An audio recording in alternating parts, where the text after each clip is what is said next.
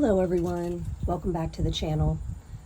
About 5 or 6 years ago, I created a series on this channel called Reading Tarot at a Festival for the First Time. At that time, I had decided that I needed to get experience reading for strangers in order to build up my tarot reading skills. So I applied to read at a big street fair event that was held in what was my hometown at the time.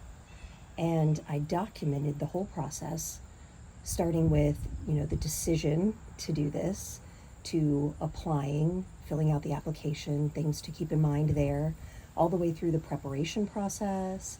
And I included some footage from the event itself, as well as some post-event reflections. People still reach out to me occasionally now to say how helpful that they found the series. Sometimes they ask questions. Sometimes they're just excited to share that they're about to read at an event for the first time. It always makes me smile whenever that happens, because at the time, there were no such videos available, which is exactly why I decided to document my own experience. I'm delighted if I've helped even just a handful of people. But in one of my exchanges with someone in the comments on a video from that series, I think they'd mentioned like an interest in an update, or did I still do it? And I realized that it probably was time for one. So my journey as a reader has continued since that very first festival years ago.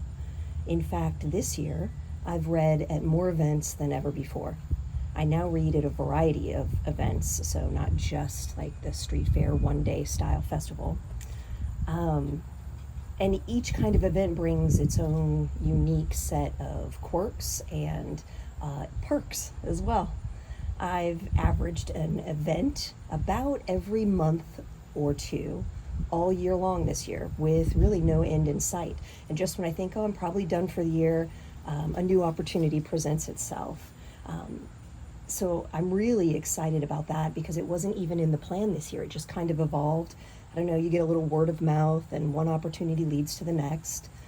So it's been going well. I'm enjoying it very much. I think I've changed as a reader quite a bit. And I don't know if we'll talk about that much today. We're just going to see what comes up. But this past weekend, I gave readings at a 2-day outdoor festival that is held annually at a location out of state. And today I was about to unpack my traveling tarot cart on wheels that I bring to these kinds of things. And I realized that maybe I should probably make a video to share its contents, like what's in my cart, and provide a little update for those who might be interested. So without further ado, I'm just going to pull things out of this cart in no specific order. In fact, I probably, had to pack them, according to either weight or keeping them secure, etc. So we'll just be pulling things out, and we'll talk about them as we encounter them. So let's get started. Okay, so first up, I bring a few different clipboards. And they have a variety of purposes. It depends on how much space you have. So every event's been different. A lot of the events, tables have been provided for me. There may be some events in which you provide your own. That old video series in which you saw me preparing for the whole thing, I had to bring my own. So it depends on the size of the table as to how much room you're going to have. So I've had spaces in which I had room for a couple, but you're going to need at least one. And what if somebody walks off with it, or I don't know, it breaks or something? So I bring more than one, and they all have a different style or vibe. So this is the one that I used this past weekend. So this is for your sign-up sheet. You definitely want to use a sign-up sheet. And I'm going to go ahead and flip mine over, and so you can kind of see how it goes, right? And you can even see like what's being offered. Sometimes I have a variety of sign-up sheets in which the times are pre-printed, and others I leave it open. It depends on how familiar I am with the venue. Have I read there before? So it's nice to bring some blank ones, but you can have pre-printed times as well.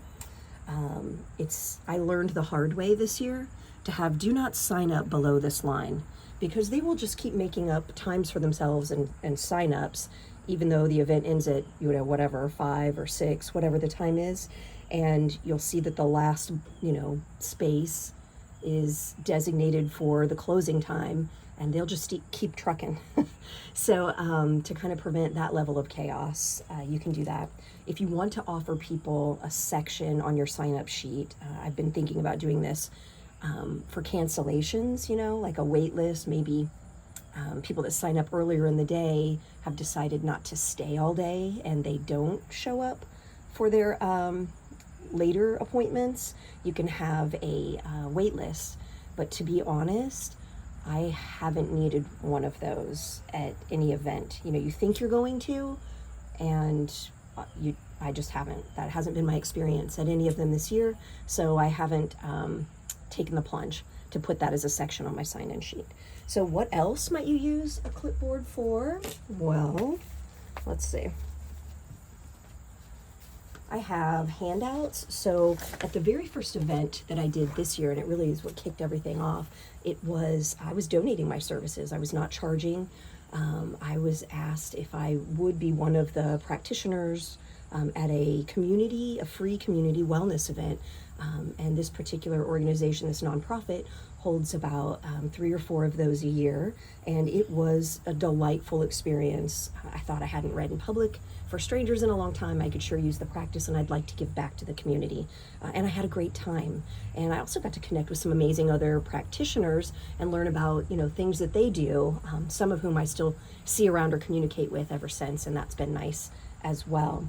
And so participating in that event, one of the expectations is that you are offering a takeaway, like some kind of educational piece, so that one of the goals or the missions of this wellness event is to educate people, not just expose them to maybe health and wellness modalities that they're not usually able to have access to, but also to be educational. So we had to create some kind of takeaway. And so I had a few different ones, but this will just show you one of them, because I thought if the population is, what was anticipated, the target audience, then I would be having a lot of people who'd never had a reading before.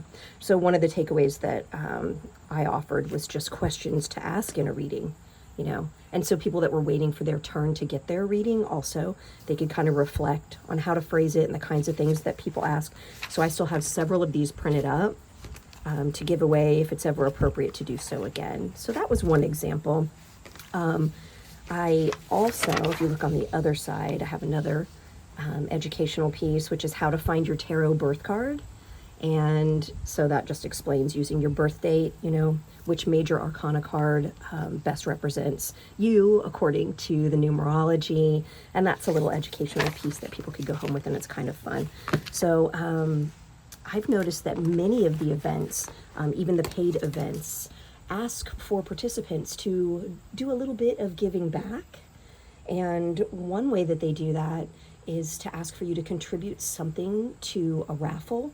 A lot of practitioners and service providers like myself, they donate their services. So maybe they're going to donate into this raffle basket, all their contact info and a coupon for a free 30-minute reading, or, massage or acupuncture session or something like that. So you might want to be prepared for that because it seems to come up a lot more than I hear people talk about. And when I was first preparing for that initial public event, the street fair years ago, that wasn't a thing. It wasn't a thing. It was really, for most vendors and people who were participating, it was just about making money. But I've been running in some different circles, so that's not always the case. So keep that in mind. If you've been following the series, or you're thinking about participating in some events and getting some exposure, you might be asked to give back. The items that I've donated, because I have like a substantial tarot card and oracle card collection, I've actually ended up with, brand new decks that either I accidentally ordered, not realizing I already owned it, or was gifted with it and I'd already owned a copy, or perhaps they were something that it just wasn't for me, I realized, but they were brand new, you know, still in the package, all that sort of thing. So I had items like that I could donate to raffle baskets, and that really increased their value and their appeal, and they looked so pretty, and I could feel good about it. And I taped my little business card on how to contact me for a reading just on the bottom of it. And that's what a lot of other people did too. So keep that in mind. So those are some of the uses for such things. So you might need a file folder, you might need some documents that you weren't expecting to bring, and you might want to think about clipboards, plural, not just one. I have also different versions of sign inserts for different events, and I'll show you an example of that now because it relates to the paperwork. So in a holder like this, right, when you're looking at these and they're freestanding, I'm not going to adjust the camera, but just trust me, it stands up and it just holds a standard, 8.5 by 11 piece of like printer paper. So I always print things off in the colors that I'm going to use for my table at the event.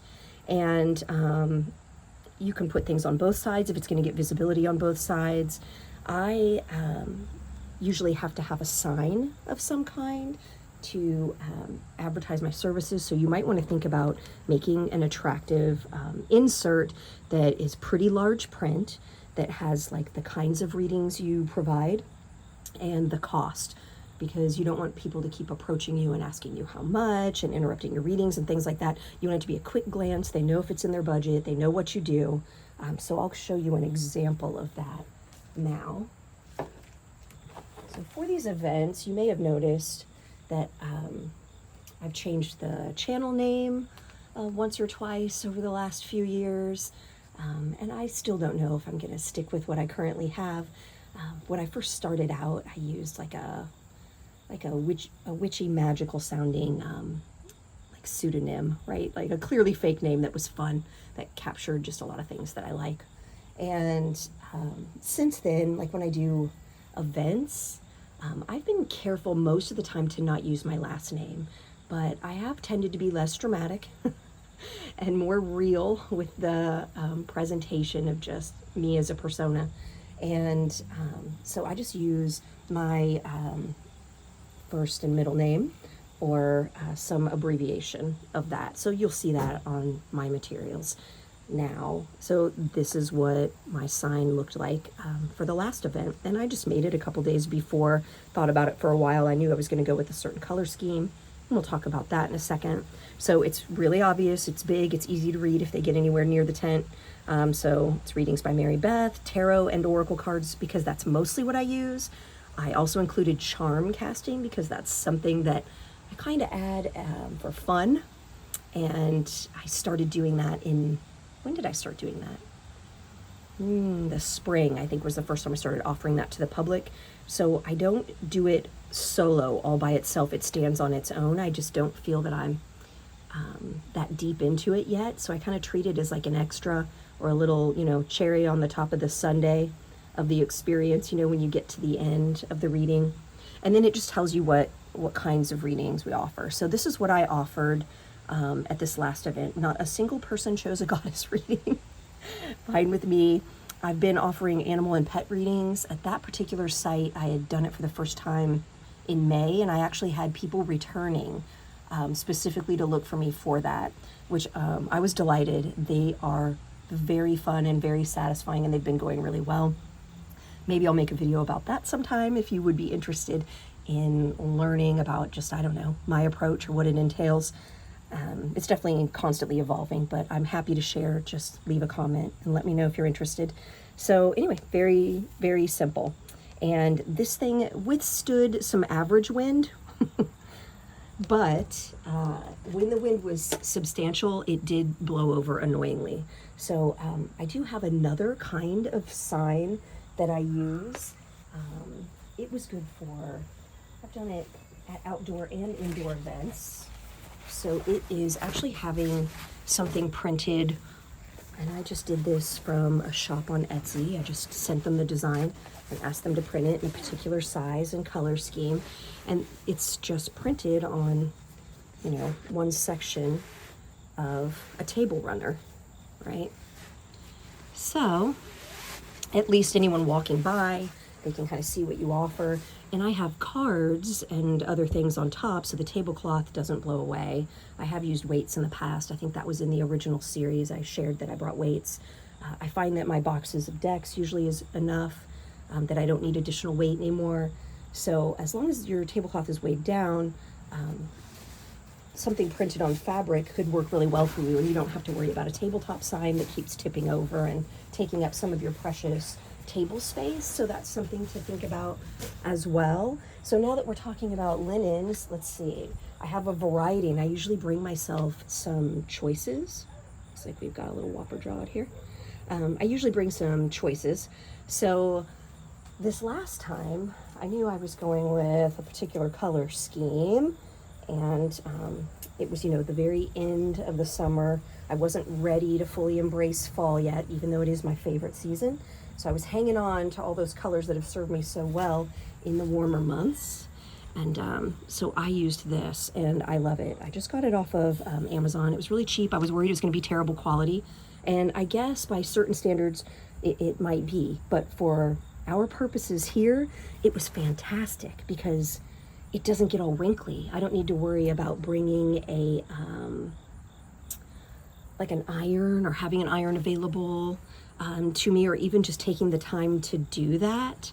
So this is great, and it was a nice weight because of the sequins. It has weight. It shined. It kept catching people's attention when I would take breaks or I was on my lunch and I would go visit all the other vendors and just stretch my legs and wander around at the event. I would talk to people. You talk to the vendors, and if they find out you're a reader, they ask, or they'll ask you if you're a vendor.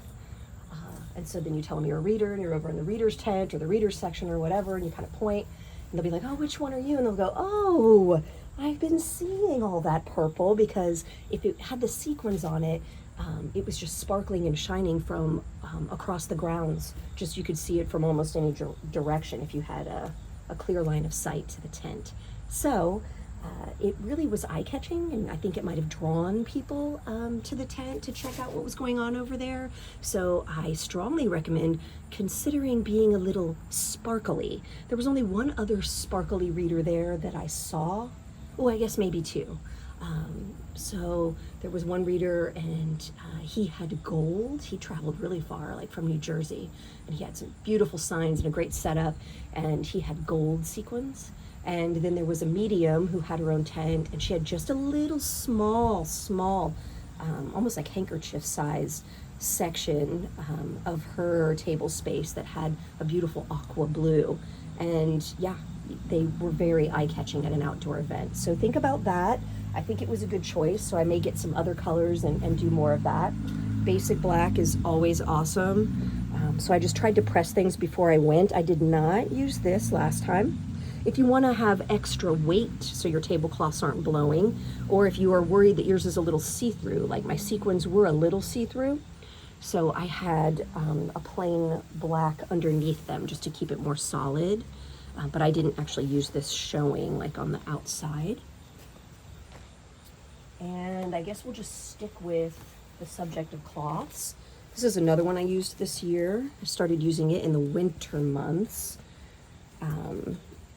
So you can see I just lightened up in my color scheme, but I tried to stay kind of true to it as much as possible, because I printed out so many things, and my business cards and all of that, they were all kind of connected with purples and some pinks and some blues. So I tried to keep it in the realm. This is a nice weight of tarot cloth. It's like a velvety, probably not a true velvet, maybe more like velour. But it's got a nice weight to it as well. It doesn't wrinkle easily, and so that can make even just the most humdrum tabletops, look all kinds of attractive, just look a little bit more special on top. Sometimes I choose to bring printed ones. So I did not use this last weekend at the 2-day event, but I did use it earlier this year, and it was fun. It was fun to use it. So it depends on how much time you have. So I would really love to see more of these made. I have a few. Most of them don't go into like great detail. Now with like velvet and black velvet, you can see it's a little lint magnet, so you have to de-lint it before. But that can keep you focused. I liked props like this, especially when I first got started this year. It had been a while since I'd read for strangers, and I think I felt like I wanted that support, right? That I could take away or use, as I felt I needed. I always worry at first, especially if it's been a while, with giving readings for the public, that I'm going to choke. And I don't mean literally choke like I'm coughing and, can't breathe. I mean, I'm going to freeze and just kind of get dumbstruck and draw a blank and, not know what to say. And it really hasn't happened, but I guess that's one of my big fears. And I imagine, it's kind of like a performance anxiety or something. I imagine that a lot of you, if you're thinking about reading for others, or if you do read for others, you may have a similar concern. So these kinds of supports, just knowing I had them, made me feel safer. And then I find I don't even need them. Like this whole last event, I didn't even pull that thing out. But I wanted to know it was in the kit if I needed it. Other fun things, let's see, I think I had no, this one's just plain. This might have come with something. I don't know if I ordered it separately or not. I just thought it was kind of cool. And so I don't know if I've used this or not this year. I can't remember. But I liked having the option. It also feels velvety and has a decent weight to it. So what you have been looking at kind of consistently here on the screen is a charm casting mat, which I ordered off Etsy. I'm going to try to share all the links of things that I've shown you today in case you're curious. Please don't feel pressured to buy anything. I'm just showing you what happens to be in the cart. So I've been playing with the charms. It's been a lot of fun. People get really delighted. It was one way that I thought I was going to be able to stand out from other card readers, because the kinds of places I was reading, those events, those venues were full of other readers. They all had other readers. So there was a wellness event that I told you about, and there were other readers there. I think maybe a half a dozen of us in a very small space, and we were all together, just feet apart. And then there's my metro area's pagan organization. It's like a neo-pagan organization. It's a nonprofit. They do I think 4 times a year, they do kind of like a psychic fair, and they have readers and they have vendors. And so I did that. And doing that, I was surrounded by other readers, so I was not going to be the only one slinging cards, so that wasn't unique enough. And the kind of people that go to these events, they have had their cards read before. Like this last event I just did, not a single person had never had their cards read except one, and then she had to say, well, I have by my friend, but not professionally.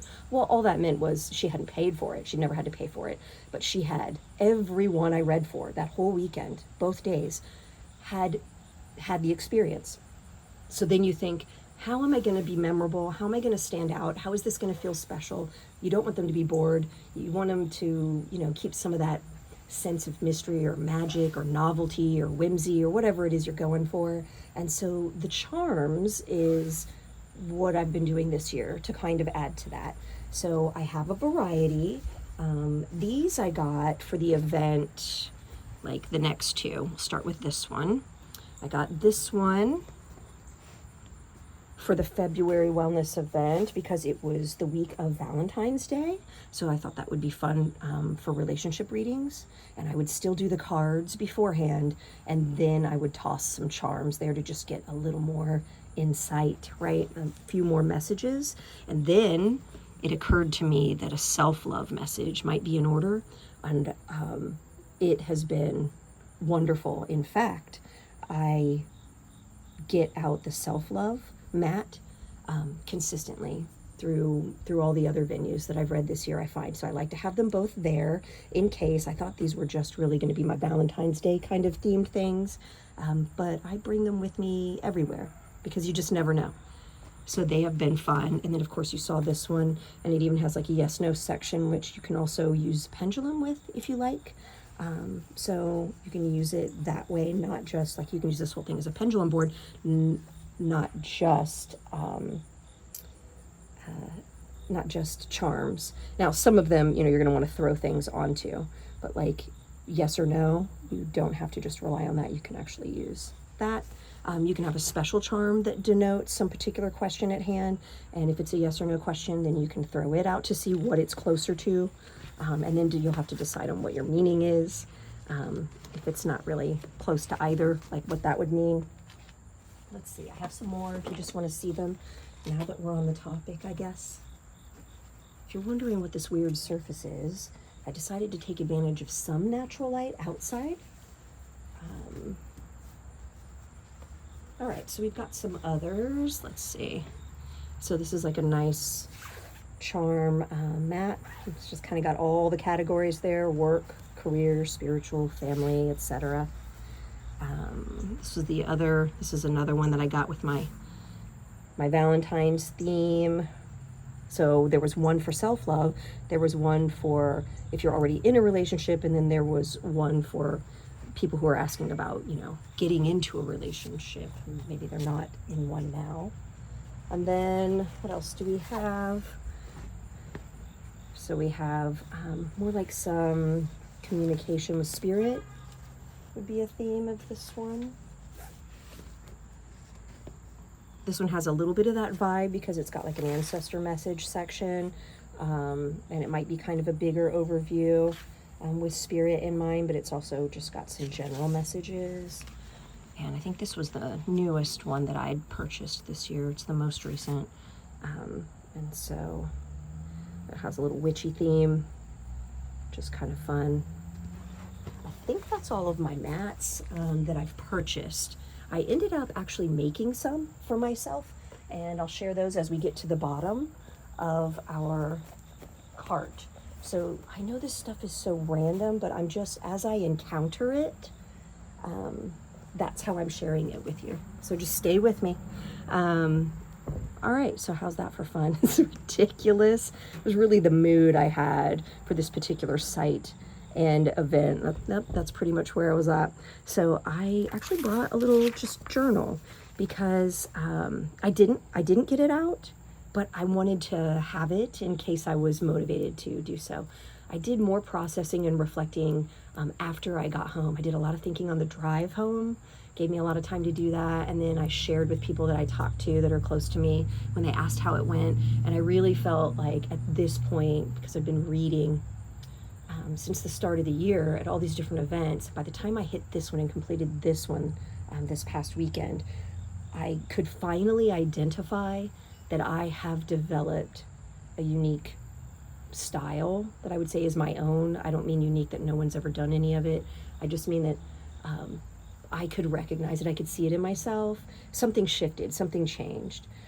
But another reason to bring a journal, besides just reflections on your own experience, things you want to remember. You'll think that you're going to remember everything, and you just won't. You just won't remember everything. But another reason is if you're going to these kinds of events, a lot of times you'll meet other readers. You might have downtime, like every morning because it was an outside event and the weather shifted to being that late summer, hint of fall around the corner. It was literally the last weekend of the summer. So it was cool in the mornings. And so people were starting to show up, but they were trickling in slowly. They weren't getting that urge to be outside just yet. It was cool. And when it's cool like that, people aren't ready to just sit still. So they might feel, up for walking around and looking at all their options for a couple hours, but they're not ready to just sit and feel cold in a cold chair outdoors, under a vendor tent. So in that time, you find that the readers will warm up by talking to each other. They will trade readings with each other. Vendors will do the same thing.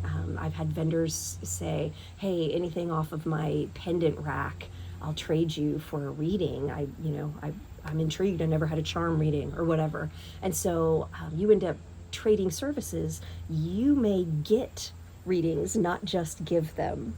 And so you're going to want to write down some of the insights or predictions, depending on the style of the reader you visit, that they share with you. And so that was another reason that I brought Ye Old Journal. But then, of course, like all good intentions, right? You don't always follow through. And I didn't write a thing in that beautiful journal yet. So maybe next time. But at least I had it and I felt prepared. So let's look at what else is in here. Oh, okay, here's something I've been bringing to every single event.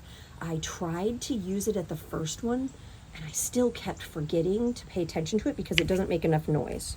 It's a 15-minute timer, and I had to do that because that very first event was the free event, right? The wellness event that I did this year. And so in order to see as many people as possible, you had to time it. And so I had decided 15 minutes was where I was going to max out, but it's so quiet and you get so in the zone that while it seems great and it matched my color scheme and stuff, it would just silently give out, and I'm too busy looking at cards and looking in the eyes of the client and listening to them if they were telling me more about their questions or their experience, and I would never end right exactly at 15 minutes like I should have. So if you're going to have a timer and you feel you would benefit from that, I recommend that it makes noise. Trust me on this. This was a great idea, but it just didn't end up being right for me. So I don't know if I'll continue to bring it again. It may be evicted from the tarot card, I think, officially now. Okay, so let's talk about this. I didn't want to invest a thing. I really didn't envision myself as having any kind of a business or being businessy in any way with this. And those of you that have been watching me, especially if you watched that series, you know that my sole purpose was just to get better, to test my mettle. And I really viewed these experiences as like tarot reading boot camp, to build skills. Those very first readings I gave at that first event years ago, I charged, $5 for, I think. And I only did that because I thought, okay, I'll probably be able to make back just what I invested to rent this space. But I didn't think I was worth much. And I didn't know if my readings were going to be worth much or if I'd choke or want to quit or whatever. And so I didn't want there to be a lot of expectation or burden. And that just wasn't my purpose. I just didn't know my value. And I still think that was the right choice then. Now, I would not do it for $5. It's funny, I've done it for free, but that's if you're choosing, to give back to your community, and that's lovely. But otherwise, I would not do $5 for a reading. Also, the reason that I didn't just make it zero at that event, that very first event, was because I really felt like they should have some investment in it to take it seriously. Otherwise, they could just sit and troll you. And there was alcohol served at various booths and restaurants at that event. And so people, they get all froggy when they drink sometimes, especially if they're out in the heat. So there were a lot of reasons why I wanted people to take it seriously enough. So they would have to put some skin in the game. But it was just $5. But we have come a long way, baby. And so it's different fees depending on the event. And I try to keep in mind like who I'm reading for. Sometimes you get guidelines and limits from the people that are putting on the events. But I did decide that whereas I'd always just been just cash, starting in May, I did a 2-day event outdoors. It was a festival, and I did get a little Venmo kit. And so what comes in the kit is like a lanyard you can wear around your neck and people can scan it. A lot of people have Venmo now, not everyone, but a lot of people. And so at least I didn't always have to say no. It also had a little tiny tabletop stand that didn't take up much space at all that I could set on the table. But again, if you've got a lot of wind or whatever, you may want to just wear the lanyard or keep it in your pocket when people ask about payment options. I did like the stand because it let people know that, okay, if I don't have cash, I can do Venmo. At least they knew there was this other option. And it gave me the ability to not just say no if people asked if it's cash only, or if they asked, can you take a card? I didn't have to just say no to them. I did have this other option.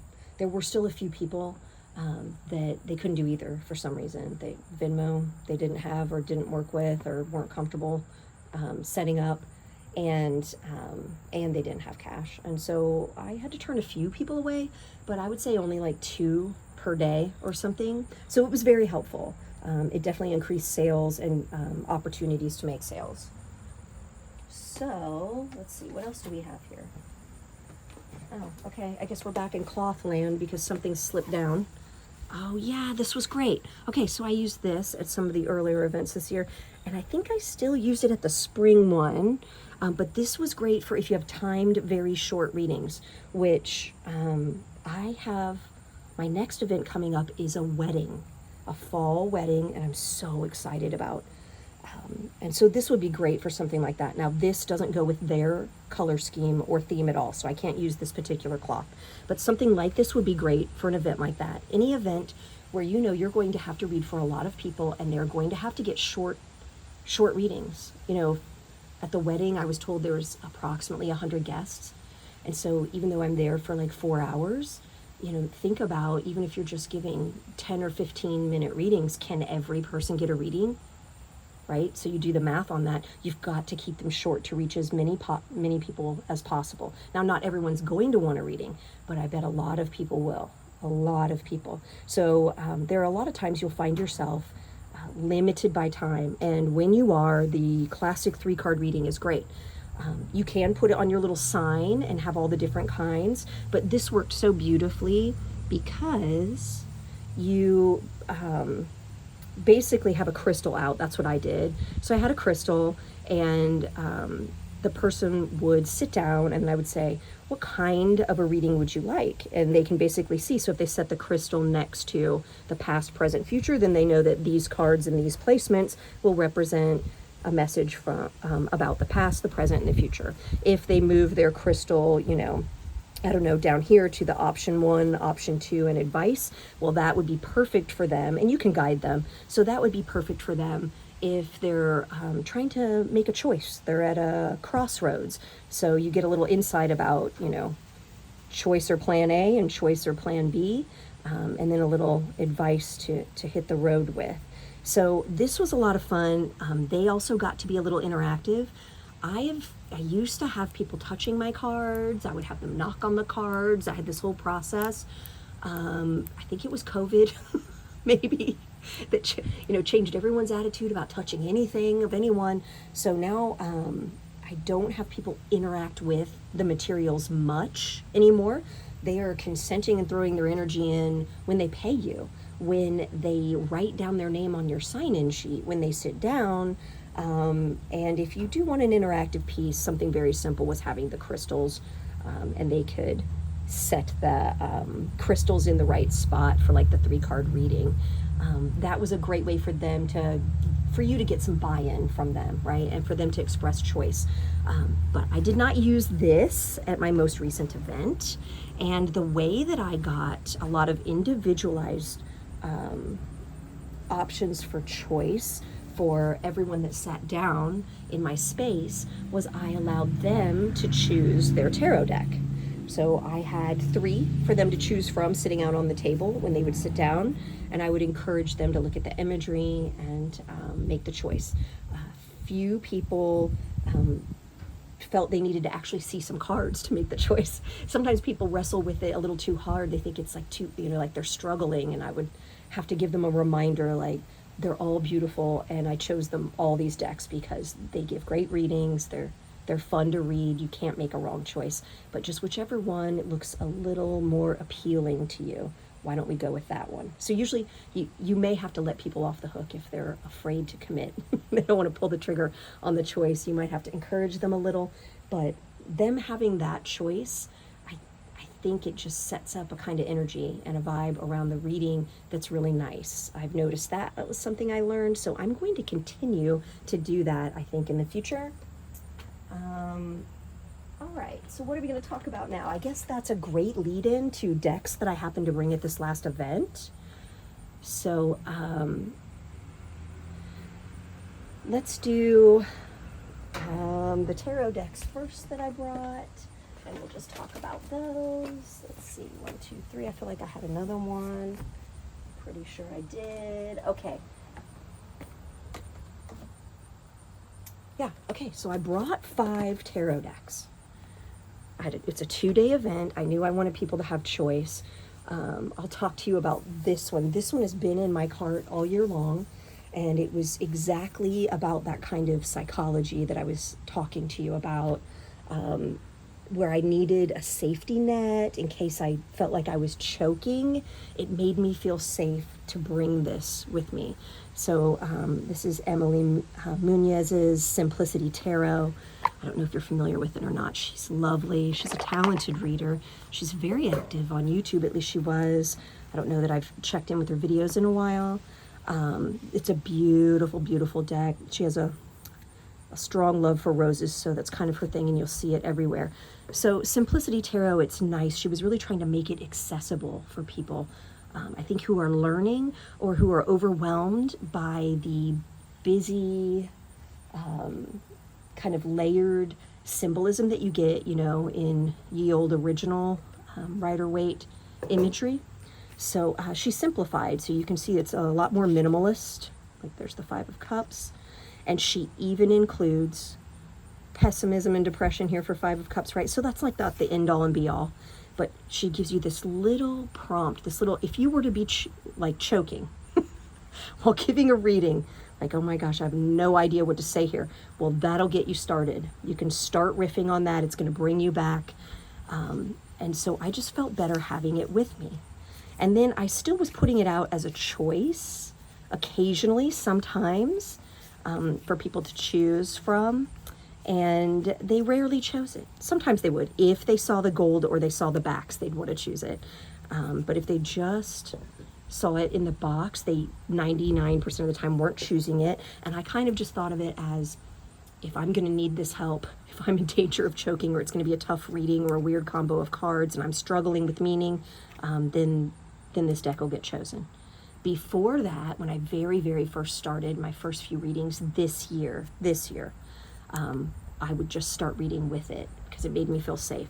But I quickly realized I didn't need it. And you probably won't need such a thing either. But if you have a deck that is the easiest for you to read, or even that has a few keywords on it for you, and it makes you safe, feel safer just to have it in your kit in case you need it, bring it. Bring it. There's no harm. I ended up not really relying on it, but I sure felt better knowing that it was there. So the other tarot decks I brought, these were fantastic. So I brought the Lightseers Tarot and the Unfolding Path Tarot, which is one of my newest tarot purchases this year. It is, I mean, we're talking possibly deck of the year here if I had to vote and choose. I'm pretty stoked about it, although it's got some stiff competition. A lot of people are familiar with the Lightseers Tarot. Big, bold, colorful, great for like spring and summer as far as the colors and the energy. A lot of the imagery even goes with kind of like the festival and stuff, right? It looked great on my table because there's no borders and it's such big imagery. It was like I would lay them out. It was like we were getting immersed into a movie, scene after scene. These cards read so well for me.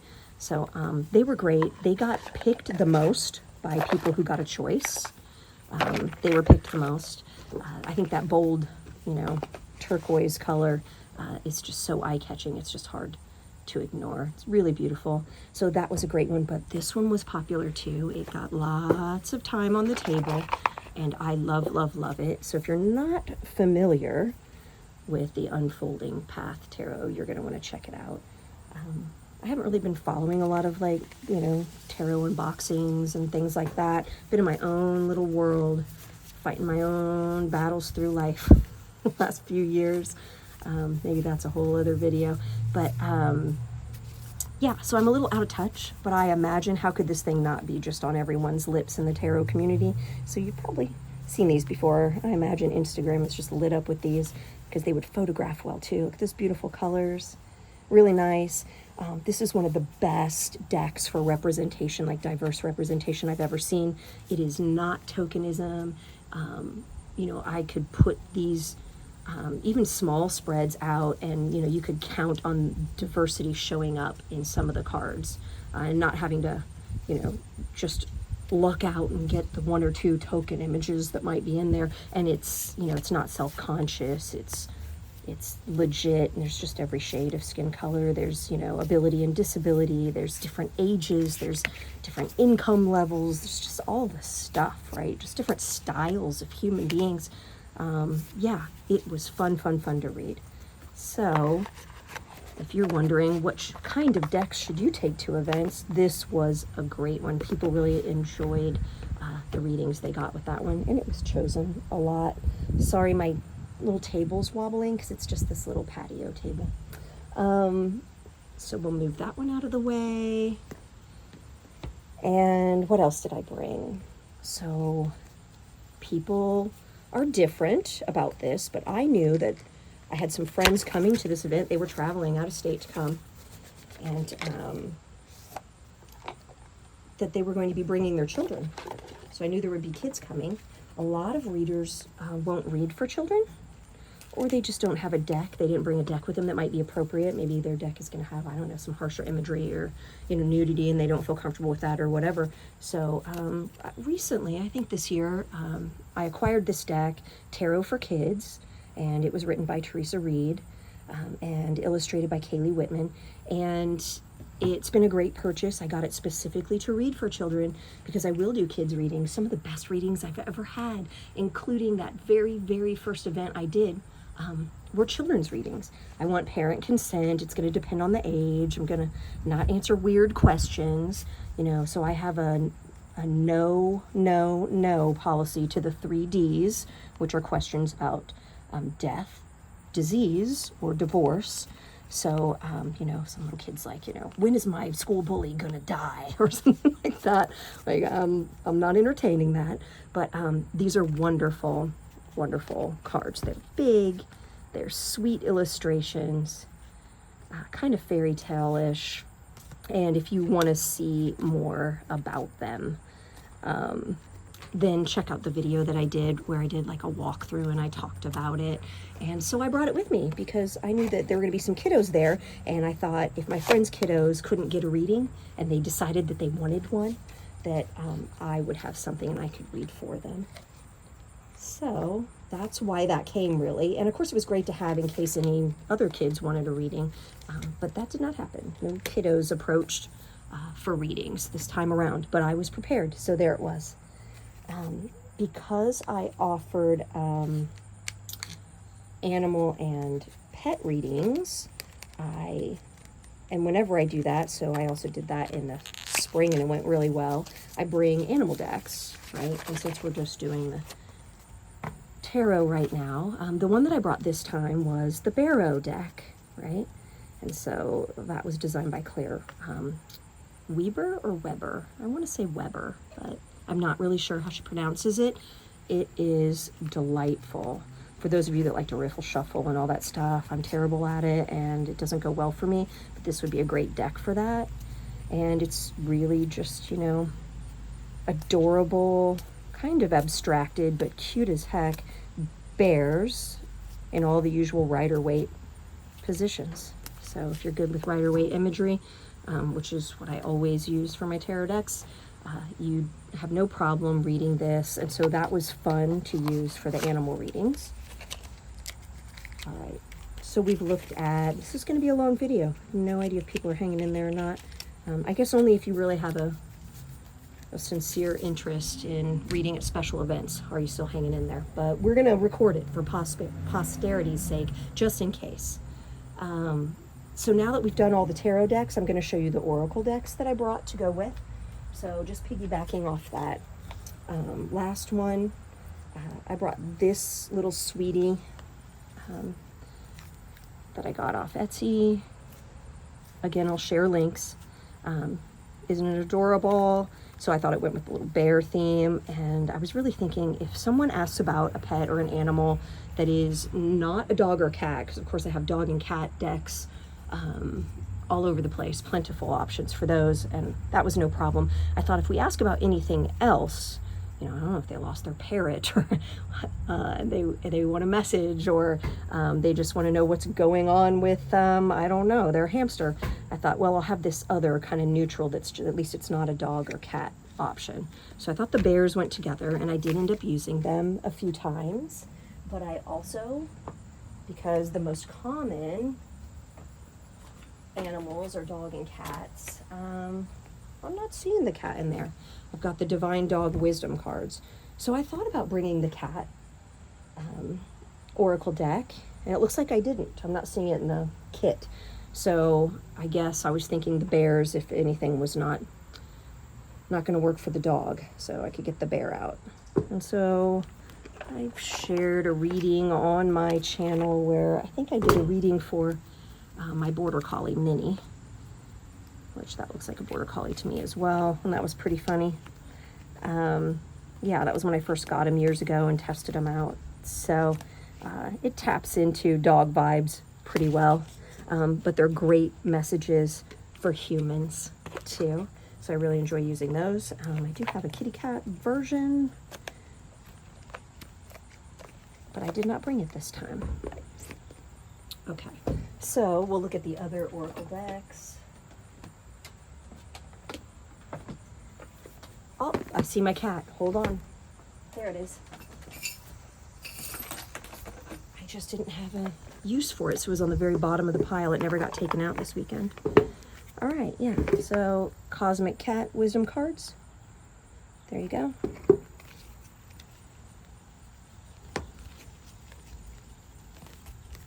Large, colorful, pretty good at capturing cat energy for sure. I've used them before, but I had no need this time around, so they were buried. Okay, so yeah, I did have dog cat options, didn't use the cat one, and then the bear for anything else, and that worked out pretty well.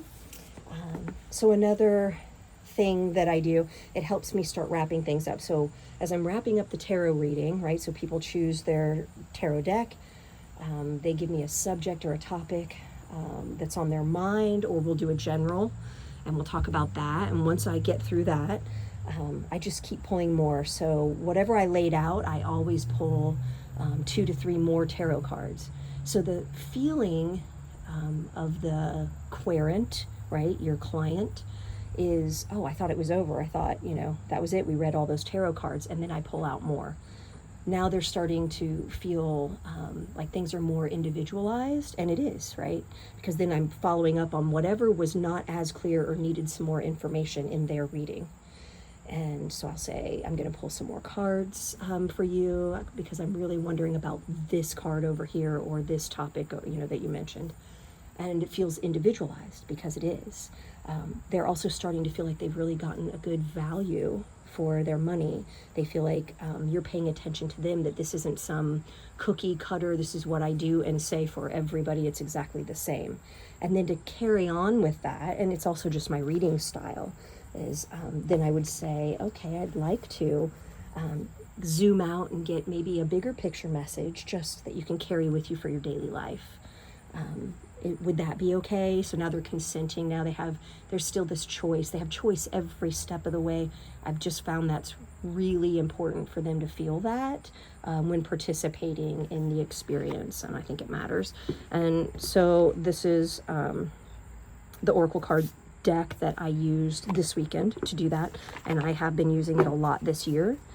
And what I love about it, so it's Signs of the Times Oracle by Crystal Banner, and what I love about it is it's all images of daily life, the mundane. It's finding magic and symbolism in the mundane. It doesn't have to be these, you know, antiquated, old world, old school symbols that are so hard to reach, right? So you're just seeing them everywhere. Things you could see today. Like, I love it. Could you see angel numbers just in your receipt? It's just a receipt, right? Symbols you might see on your coffee cup. Yeah, it's great. So it was lovely. It always gave a good message. They were always pretty high vibe. I'm careful to choose things that aren't too dark. You just don't want to be a Debbie Downer, especially at like mass public events, springy and summer events. No one's looking for that heavy vibe. So you really want to keep your audience in mind and the season in mind. So then I would shift and say, I'd like to send you out with like a positive manifestation that you can do. This is something, and I would explain how you use these and how it might seem hokey at first, but if you say it out loud, it can be really powerful. And so I use this lovely deck, I Radiate Joy. So these are daily affirmations. Did I just say affirmation? I hope I said positive affirmation. I feel like I said manifestation. Not what I meant to say. You know what I mean. So, yeah, and these are fantastic. And they even come in different categories. But they're all mixed up here. But you could use these in a variety of ways, and you could actually pull one from each category. So there was like emotional, mental, spiritual, and physical, I think. And so you've got that, and you know what category it is, but then you get this little, basically you could use it like a mantra, right? This affirmation. And then we would kind of wax poetic about that. It was a time when I would say, does that resonate at all? Do you think that might be useful to you? It's a way for them to start getting feedback. Some of them have been dying to give a lot of feedback. I try to postpone their feedback until I've been able to read a certain number of cards, like at least more than one, a few. So, because it can take away some of the magic. Like I would have gotten to that and they would have been like, yes, this was valuable. But I don't want them to walk away and look back and be like, oh, I think I talked too much and I think I gave her too many hints. Maybe she only said that because of what I said. Like it might make them doubt the depth or the validity or a little bit of the magic of the reading experience, if that makes sense. But you have different kinds of people and they have different levels of needing to talk, needing to communicate. So they'll do what they're going to do. But this is a great time if they've stayed relatively quiet to coax them out of their shell and get some feedback, and it won't taint the whole reading experience because this is coming at the end. So there's that deck. And then I mean, they for sure think you're done with them by then, right? Think about all the times we just keep pulling out more, and just when you think it's over, we pull out more. And then I would offer, and I have different decks I use for this, but this is the one I used. And I made sure it's going to be a gentle deck. And then I would say, and if you'd like a final message, and you don't object to it, I'd like to give you a message from the divine or your higher self, however you perceive this message. And I give them that choice. No one ever said no. No one said no. But just in case anyone has some kind of religious or spiritual perspective or fear in which, if anything hints at divinity, they're out. They, for whatever reason, that might make them uncomfortable. So I do that. But so they all come from different categories. I usually cleanse and dedicate the decks for different purposes and categories. So I feel comfortable saying that to them. No one has said no to me yet. I think the desire to have more and get more for your money, and who's going to turn down a message, and it looks like such a sweet deck, and it is. So that's the Goddess Love Oracle by Wendy Andrew. And I have another one of hers in the kit, but I did not get it out. This one went with my color scheme, and I thought it was plenty. It was enough. So then when we get to all that, we were usually done. Occasionally, I would go to charms then. Sometimes, if I felt like it had been a very lengthy reading, and I allotted 30-minute intervals. I did go over with some people. I only did that if there was no one in the slot behind them signed up yet. And when I did that, half of the people that I did that for, unprompted, chose to tip me. So if you're wondering about tips and should you tip your reader, I can tell you just as a reader that it doesn't seem to be expected. When we just set a fee, the fee is the fee, and it's not like other services that people provide where they automatically are looking for some kind of tip. We're not expecting it. It sure is lovely to get one, and it lets me know, wow, they really liked it, or they really found value in it, and that's nice.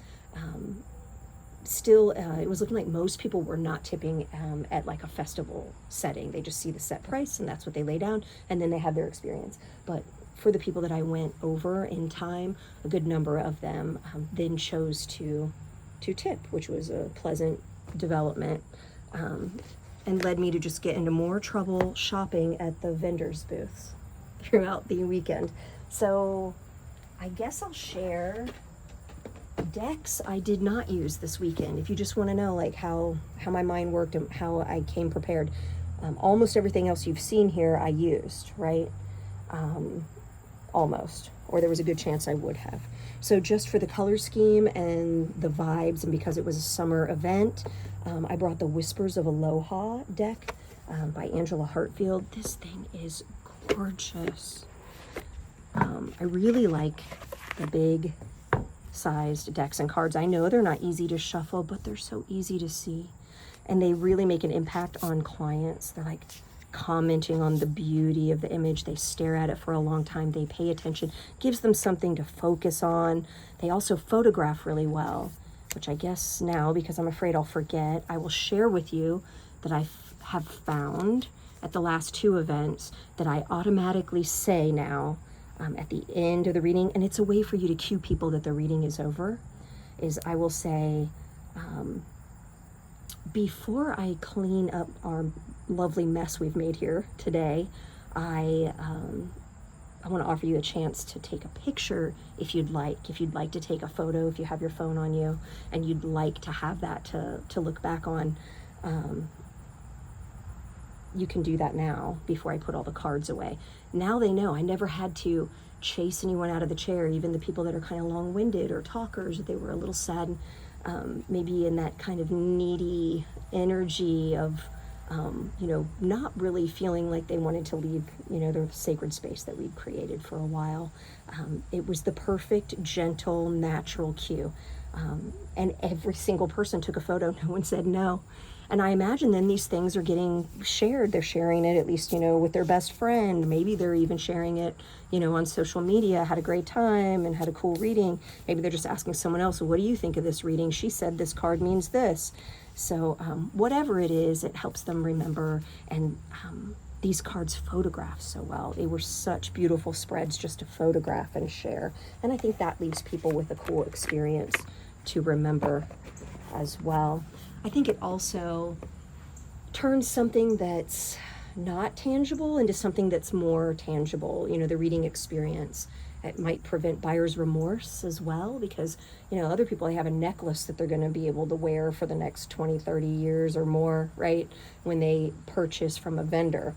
But what do you have to show for your purchase from a reader? Hopefully you're feeling really heard and seen and enriched and empowered and all those things, but you'll forget some of the details. You might remember the feeling. So encouraging them to take a photo, I've found, meets that need as well. And then I brought Wendy Andrews' other oracle, which I think I'll shift to start using this one in the fall, now that it is officially fall. So the colors inside aren't necessarily fall, but the overall look of the box sitting out, which is what people are going to choose if I give them choice with that card, or it's just sitting out looking fall-like until I crack it open and take the cards out. It doesn't have to be just fall, but I think I might shift to that one for my fall readings. So it's just as lovely and gentle as the other Wendy Andrew deck. Okay, we have made it to the bottom of the deck pile. There are no more decks to look at in my cart, but there are other things to look at in my cart. I can't believe how long this video is, but it is what it is. I think a lot more thought goes into this than people might guess. So let's pull this stuff out. We've got next, all right, sprays. I think I had this going from the get-go, from the original event and series that I recorded here on the channel. So I think I used what I used to, yeah, there you go. So it's like a cleansing spray. Some people used to call them smudge sprays. Some people still use that term, but it's just a general cleansing spray. At one point on this channel, I'd shared a very amateur video of my recipe. It was a pretty complex recipe. I've simplified a lot since then. It's much more simple. But I just really wasn't set up to record a good quality video of executing the recipe. And now there are tons of versions of this. But if you want to clear the space very simply and easy and conveniently, if you want to clear your hands, if you want to clear out the vibes, you've got this. It makes it smell nice if there's an unpleasant smell. I have not encountered any unpleasant smells, but that can happen. So it's kind of multi-purpose, and it is actually, because of what's in it, and there's alcohol in it, it will kill germs on your hands too, which is wonderful in this pandemic era that we're living in. And then also, if you feel like you've cleansed a lot of stuff out and you want to put some more positive stuff back in, I brought my full moon energy spray. I shared this recipe on the channel at some point, but I have made private or removed a large number of my videos. I just maybe wasn't happy with the way they looked, or that wasn't the best quality for whatever reason. Sometimes I was just cringy. I didn't like the way I said too much or something. I hope that doesn't happen with this video, because I really don't want to re-record it. I guess we're just going to live with the ums if I've said it a lot. So, other things. I created my own charm mats because they didn't sell any that fit the purpose. So I have a Pet in Spirit charm mat that I throw charms onto for the pet readings. And I made it myself just on Canva. Basically you're printing like, you create the design and it's as if you were going to make like a mouse pad.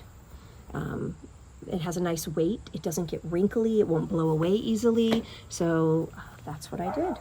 And here's just a regular pet communication. I had the idea that this was for a living pet, so I made it like that. Here's another pet one. These two I think are identical, and I just thought most common would be dogs or cats. So this one has the image of a little dog, and this one has the image of a little cat. So I could individualize by pulling out the appropriate animal, depending on what they wanted. So that is it for the mats for charm readings. Let's see, what else do we have in our bucket? Phone stand. I thought maybe I'd want to record some images there, but you think you're going to be able to do that and you're not. People are always coming up, they're talking. The angle's terrible for this, but it was nice to set a timer on my phone and be able to hear it. Or to look on my phone quickly and see, they would say, did that Venmo payment go through? And I could easily see the alert and things like that. So I have a little phone stand, and I brought that with me. Let's see what else we brought. You think you're not going to need these, and you will. I've even had clients need them. Because we were outdoors and there were so many really old trees at this beautiful site, something was in the air, the pollen was, at the right stage or whatever, and when the wind would blow on the second day, people were struggling and they'd start coughing and need to drink a lot of water and things like that. So yeah, bringing just some kind of throat lozenge. You think you're not going to need it, you feel great, you're healthy, bring it. Trust me, just bring it. Let's see what other stuff.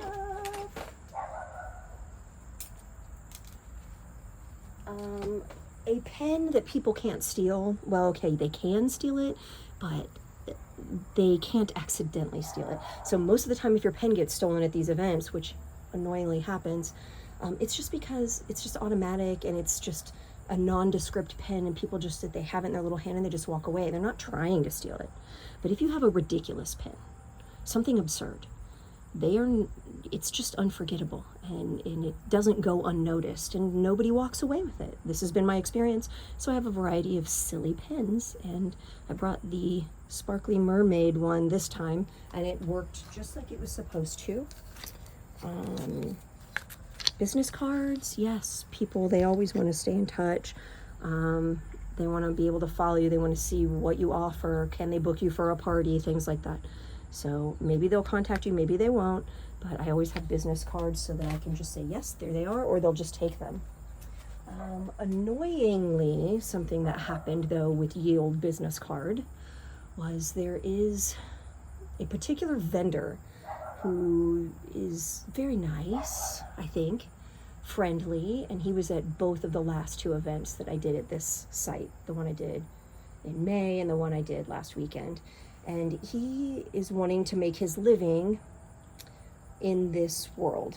And so he sells things, some new agey books, and he teaches classes, I think, and runs a website. And then he's trying to also like create a subscription website just for people that are in these kinds of fields, right? Like practitioners like this, new agey stuff, for them to network and be able to all be found on this website or something. It's going to be a monthly subscription. Anyway, I'm sure he's got all these lovely motivations as to why he's interested in this world, but what oozes off of him is sales. The bottom line is always sales. And I realized that he will just go up and take your card. He probably did this to any vendors and readers and practitioners that had cards available on their space. He didn't do it in front of me. He never got a reading from me. But at some point he went and got my card specifically to then use my email address to solicit to me. Annoying. So be aware of that. That can happen. It's not always you're going to get a client. Okay. Speaking of, so like at fall events, it looks like this was something I thought about using for other themes. There was another theme thing that this was appropriate, and then I'll be using it this fall as well. Ridiculous pen, little notepad. Having a notepad or a piece of paper available to people that they might want to go old school and write down things that you say, or write down notes if they have follow-up questions, so you can have something like that available. Hey, is there small print, or it's gotten kind of dark, it's dim lighting or something, and you have reading glasses or some other kind of glasses? Don't forget them, or the struggle will be unbearable when you're trying to read smoothly and you can't see hardly a damn thing. I guess I'll show you my charm kits. Just gently. So, looks like some got bounced around a little bit. So this is the one I use for love readings. And this past winter, probably around January, my daughter and I together, I just ordered a bunch of charms. And then I got some random charms, and then she and I went through hundreds of charms, and I had these like 3 or 4 categories, and we just decided where they would best fit. So everything in here we decided would be great for a love reading, right? So it's in the cute little heart-shaped dish, and got all kinds of things in here. And we practiced applying symbolism to all the images. She was actually really good at it. We had a good old time. I used one that she came up with, where is, maybe it'll be on top because it came up in a reading. That's why I'm remembering it. It was a gymnast. Here it is, here it is, here it is. Okay. Right, so she put this in there. She goes, that's got to go in love readings. I go, why? And then my mind kind of went in like an inappropriate place, and we laughed. But then she goes, no, because of the mental gymnastics people will do to stay in a toxic relationship, or to say this guy's, he's the one, or whatever. And I thought that was so hysterical. And it's true. So it came up this weekend, and then I had forgotten all about it because it had been months. And, it was very appropriate. So I read that her way. She came up with that. She put it in there. I love it. That's now what it means. When it comes up in a reading, that's how I read it. And it worked very well. So we've got those charms. And then I've got a couple other themed ones. So this one's more like just kind of like, I don't know, I think we called it kind of witchy, is what it is. But you just see all kinds of charms. The letters coming up have been really interesting. I didn't know whether to include them or not, but the last reading I did with charms this past weekend, 3 letters rolled out, just random letters, and each bag or kit doesn't even have the whole alphabet. I mean, it was just, we had some random letters and we just divided them kind of evenly. We paid no attention to what they were. And I always say to people, the letters mean nothing to me. So do these mean anything to you? And that's another way that they bring meaning and they engage, and now they're contributing to their reading. And all 3 of the letters that showed up on this woman's were her exact initials for her first, middle, and last name. I thought that was pretty wild. And of course, she thought that was really impressive. So I don't know if I can repeat that ever, but it was pretty awesome. Okay, so then this one, the happy yellow one, is the pet reading. So charms I use for pet readings and messages. So home, sweet. What else do we have? I'm trying to show you some things with images. I don't even know what's happening. Oh, there's a cat. Seashell. Got more messages, flowers, lots of letters. So it was fun to choose things that we thought would be appropriate for animal and pet readings. So those are my 3 charm kits that I use at the moment, and they always are well received, and so far, so good. What else do you need to know? Okay, so I have like a big, I think this was what I used this time, the crystal for people to choose. I didn't end up doing it this time, but I brought it with, and that would have been what we used to select which 3-card reading they wanted, right? They would set the crystal next to the row. You remember this thing? Right, so you set the crystal next to it, and that's how you're choosing the kind of 3-card reading that you're getting. Other things in my cart, hand lotion, hand sanitizer, an extra pen, just because you might need it. And it looks like some of these have rolled out. And one more item, I guess there's 2. A lot of things were contained, the small things that you don't want to tip over easily, they were in an acrylic box, like the kind you would use to just organize your shelves in your bathroom or something, just an acrylic storage box. So whatever box you can fit down in your cart to keep things together that are smaller. And then I stacked from there and stacked around lightweight things on top, of course, and ye old trusty box of tissues. I used to think if no one cried when you went and did an event and you bring anyone to tears, maybe you just weren't reaching people in a deep enough level or something. I came to expect it for a while. I think this shows how my reading style has changed, because tears have been much less, but their smiles, they've been beaming,